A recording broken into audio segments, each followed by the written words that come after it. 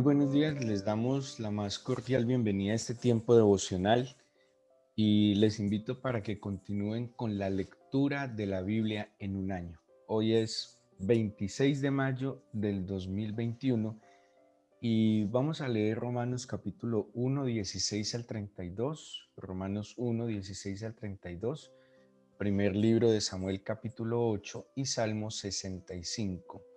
Primer libro de Samuel 8, Salmo 65 y Romanos 1, 16 al 32.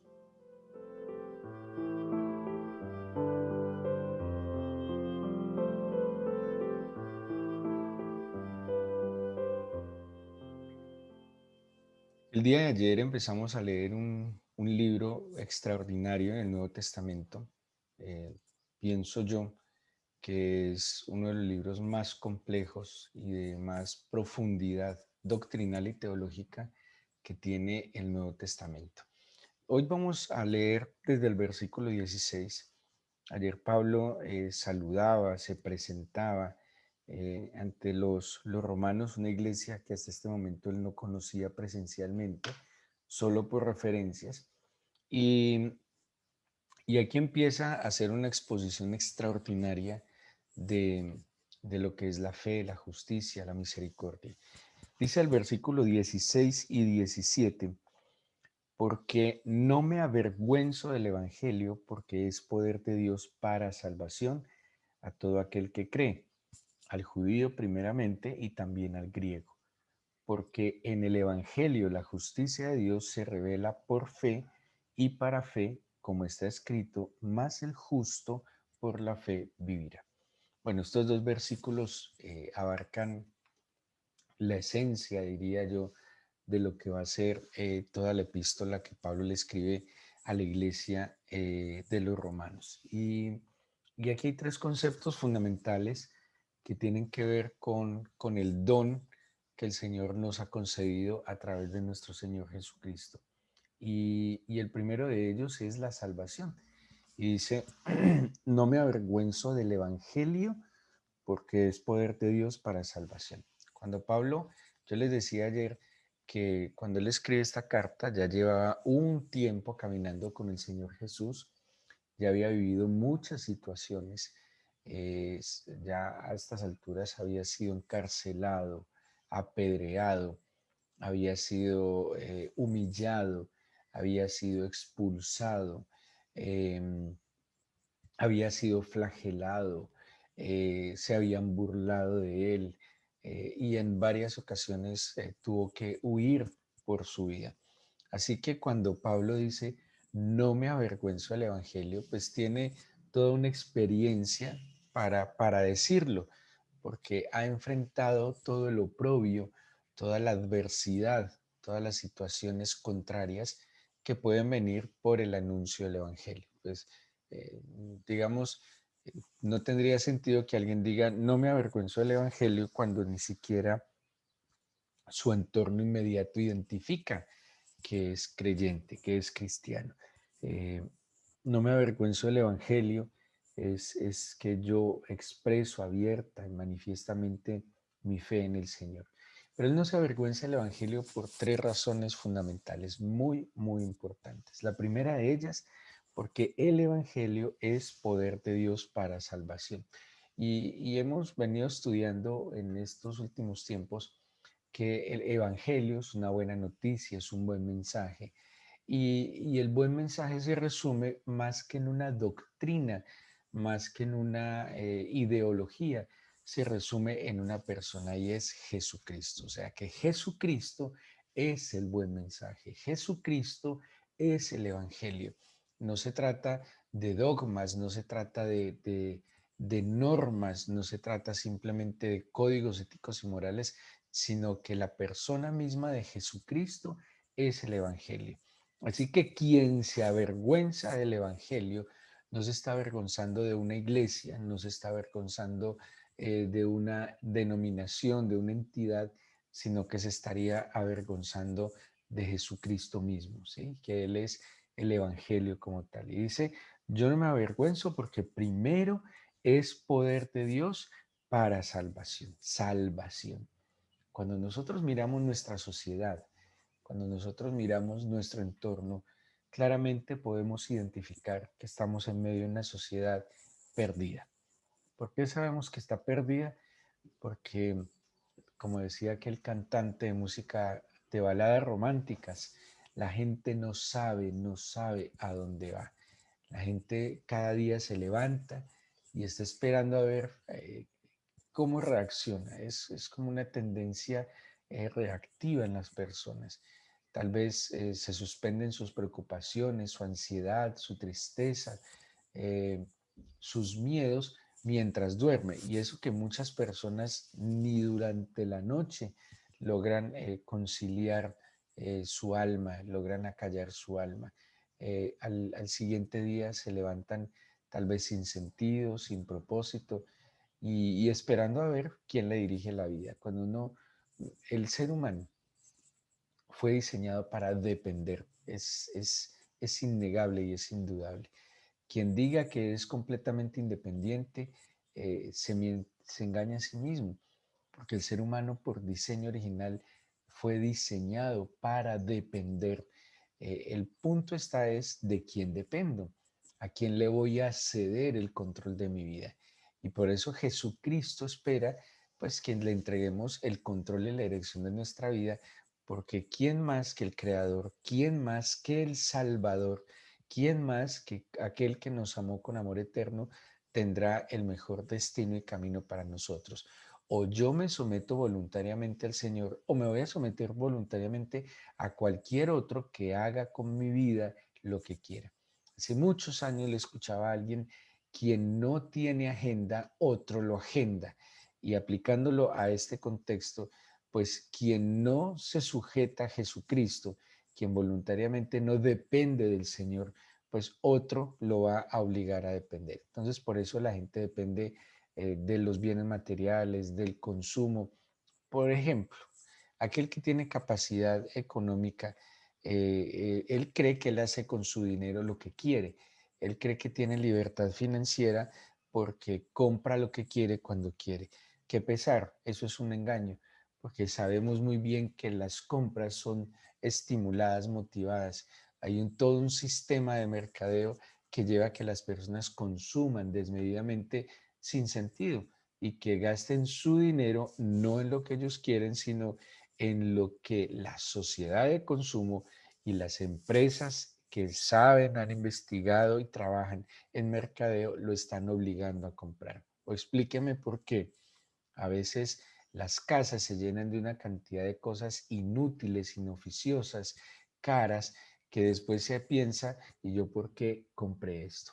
Así que no hay tal libertad. La libertad que el Señor le dio al hombre es para que decida libre y voluntariamente de quién depende, para que decida libre y voluntariamente a quién se sujeta. Y aquí Pablo está diciendo: yo me sujeto al Evangelio, porque es poder de Dios para salvación, porque cualquier otra entidad, persona, circunstancia a la cual yo me sujete, pues simplemente me llevará a la destrucción, me llevará a la muerte, a la desesperanza. Pero Jesús ofrece vida, salvarme. Y como hemos citado varias veces al reverendo Scofield en su Biblia anotada por él, cuando precisamente en el libro de Romanos comenta que la salvación tiene tres momentos. Uno, fuimos salvados de la vieja manera de vivir, del efecto de la culpa y el pecado. Segundo, estamos siendo salvados en este momento de las consecuencias de toda una vida que vivimos lejos del Señor, pero estamos siendo salvados también hoy de la interacción con un mundo rebelde, desobediente, anárquico, porque hay dos cosas que van aliadas. Si la obediencia a Dios está ligada al orden, pues la desobediencia, la rebeldía está ligada a la anarquía, al caos y al desorden. Donde una persona se sujeta al Señor voluntariamente, se acoge al pacto en la salvación de Cristo, pues es una persona que su vida poco a poco se va a ir ordenando. El mismo Señor lo decía a través de Pablo a los Corintios: hágase todo decentemente y con orden. Pero cuando yo decido voluntaria y libremente apartarme de Dios, pues, y me rebelo en contra del Señor, que es lo que Pablo va a empezar a exponer en este capítulo 1, pues va a venir a mi vida como consecuencia de esa desobediencia y de esa rebeldía, el caos. Entonces, por un lado, caos y rebeldía son hermanas. Por otro lado, la obediencia a Dios y el orden también son virtudes hermanas. Entonces, la salvación, pero también la salvación implica que seremos salvos en la manifestación eterna. Quiere decir que tenemos la presencia del Señor prometida en una eternidad. Pero también Pablo asume y explica a los romanos que el Evangelio no solo es poder para salvación, hace una aclaración para todo aquel que cree, porque pues la salvación no puede llegar a aquel que no cree. Si ustedes notan, en este último tiempo se ha despertado una manifiesta y expresa incredulidad, una negación absoluta a Dios. Como les decía en estos días, es más fácil, o más bien el primer paso para obrar deliberadamente, pecar sin límite alguno, es volverle la espalda al Señor. Estamos en un tiempo y nuestras generaciones se están levantando completamente, no solo ateas, sino agnósticas, no creen en nada, creen en sí mismos, creen más bueno, en cualquier cosa, menos en un creador que regula, en un creador que ordena, en un creador que busca virtudes esenciales y profundas del ser humano. Así que Pablo dice, primero es poder de Dios para salvación al que cree. Luego dice que el Evangelio, en el Evangelio la justicia de Dios se revela por fe y para fe. La segunda virtud, característica o poder que tiene el Evangelio, además de la salvación, es la justificación. Y justificación es en la expresión bíblica o en la manifestación bíblica, no es simplemente que, eh, pues que nosotros fuimos culpables por haber pecado, por haber hecho lo mal, y que alguien justifica nuestras vidas diciendo, bueno, obraron mal porque estaban solos, obraron mal por ignorantes. Aquí cuando hablamos de la justificación, es impresionante porque es como si el Señor hubiera quitado de nosotros absolutamente incluso las razones por las cuales pecamos y nos pone a la par de Él, nos imputa, así, ese es un término legal, justicia. Es como si nunca hubiéramos hecho algo malo, es como si nunca hubiéramos transgredido sus leyes. Es una cosa impresionante, porque justificar no es simplemente como eh, reconocer que no tuvo la culpa, sino que es como si nunca hubiéramos tenido la culpa. Quita absolutamente la culpa al punto que cuando el Señor nos mira justos. Y la Biblia dice que no hay un solo justo sobre la tierra. Por eso es una obra impresionante que hace el Señor. O sea, el Padre cuando nos ve identificados en el Hijo, en Jesucristo, nos ve justos como Él. De ahí que quien se acoge, quien se ampara bajo la sombra del Señor Jesucristo, quien se identifica en la persona de Jesucristo, delante de Dios, tiene una perspectiva diferente. Ahora, si hemos sido justificados por Jesús, ¿cómo podríamos entender cómo Dios nos ve? O sea, que Dios nos ve con agrado, o sea, que Dios nos ve con un profundo amor, el mismo amor por su Hijo Jesucristo. O sea, que el Padre pone todas las bendiciones que puso en su Hijo Jesucristo en aquel que se identifica con el justo, en aquel que se funde en la identidad con Jesucristo. De ahí viene el bautismo. Por eso no solo es el bautismo en el agua, sino el bautismo en el Espíritu, donde yo he cedido de tal manera, yo he menguado de tal manera, he muerto de tal manera a mi vieja manera de vivir, que el Espíritu Santo me reviste y me reviste de toda su majestad, me reviste de las virtudes de Jesucristo y el Padre ve en mí a Jesucristo. Y es una vida completamente diferente a lo que incluso la religión nos podría indicar. Justicia. Este mundo, cuando nosotros pedimos justicia, asumimos que la justicia del hombre es, pues, que si él pecó o que si él hizo mal, que muera, ¿sí? La justicia que nosotros pensamos es que si éste hizo daño, pues que pague, que si quitó, pues que le quiten, que si sacó un ojo, pues que le saquen un ojo.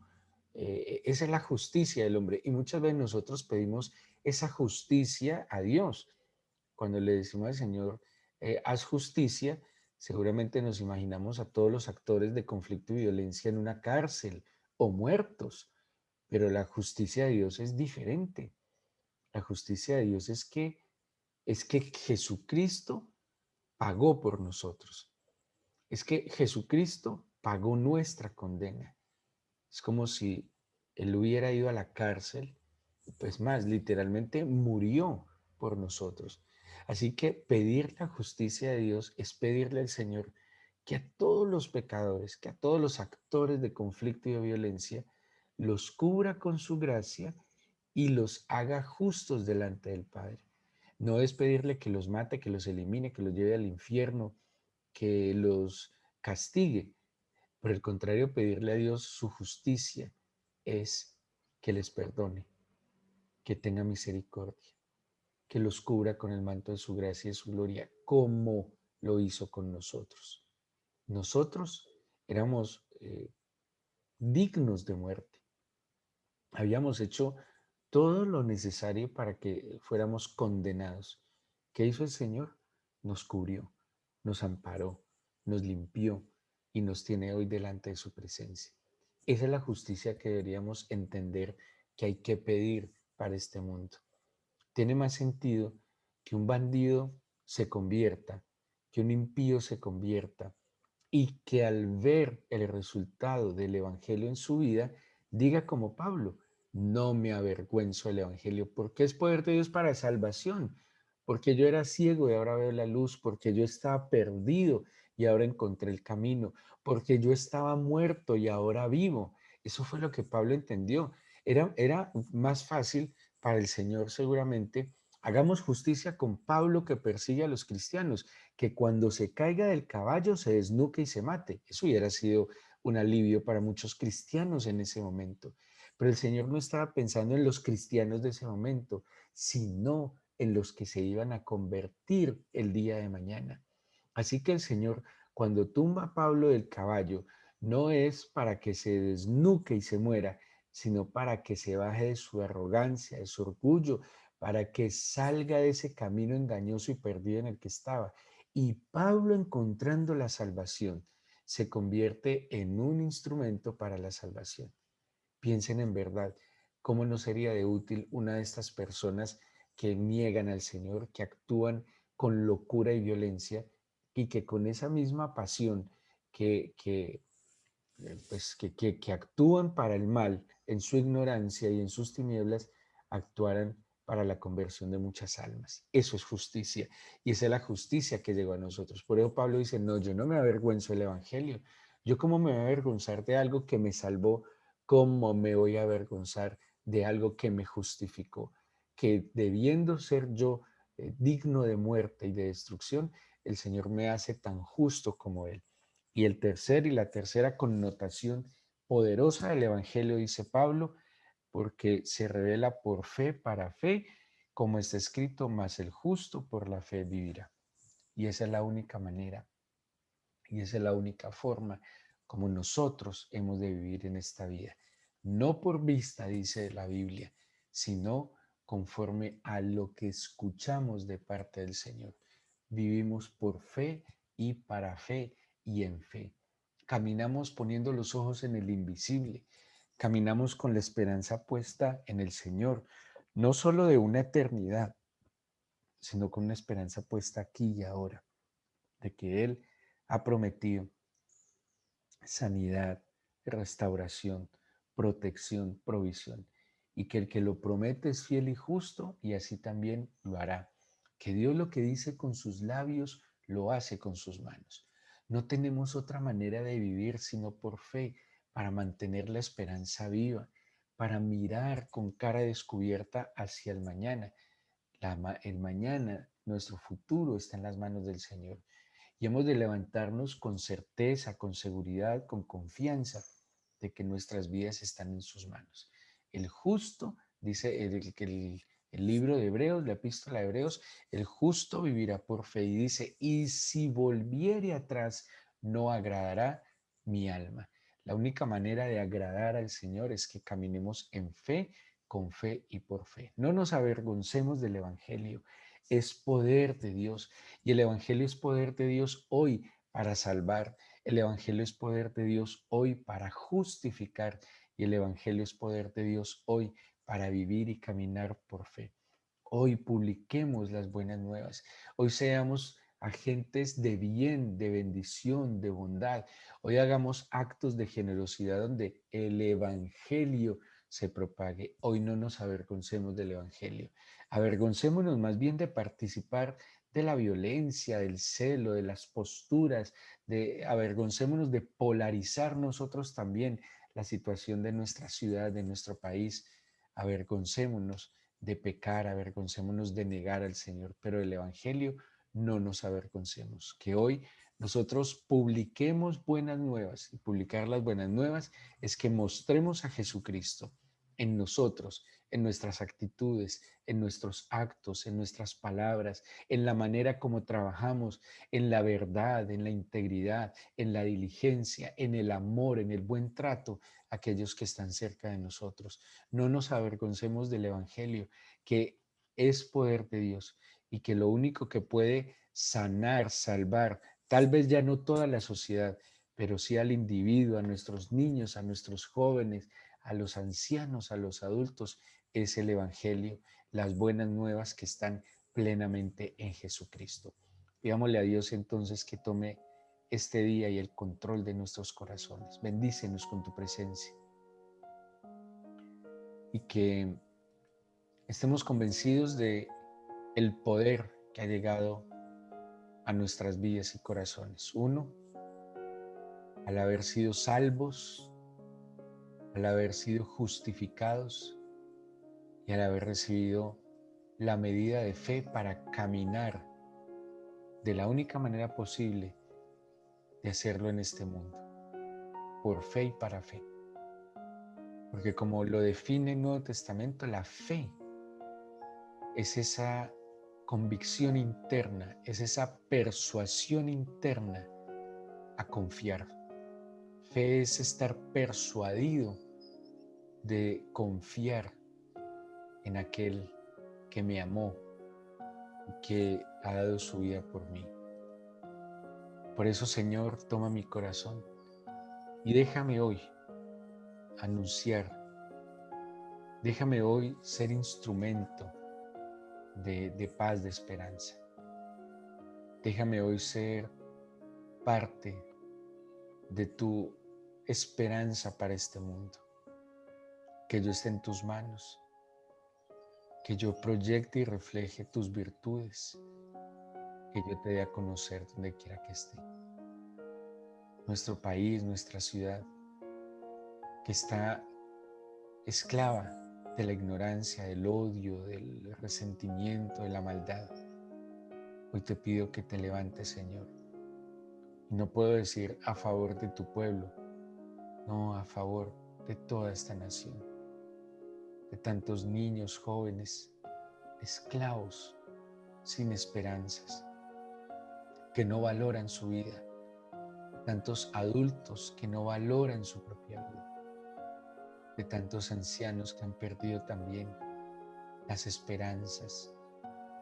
Yo te pido que el Consolador, el Todopoderoso Espíritu Santo, Señor, esté en medio de nuestras naciones y que así como ha venido a abundar el pecado en nuestra nación, sobreabunde tu gracia.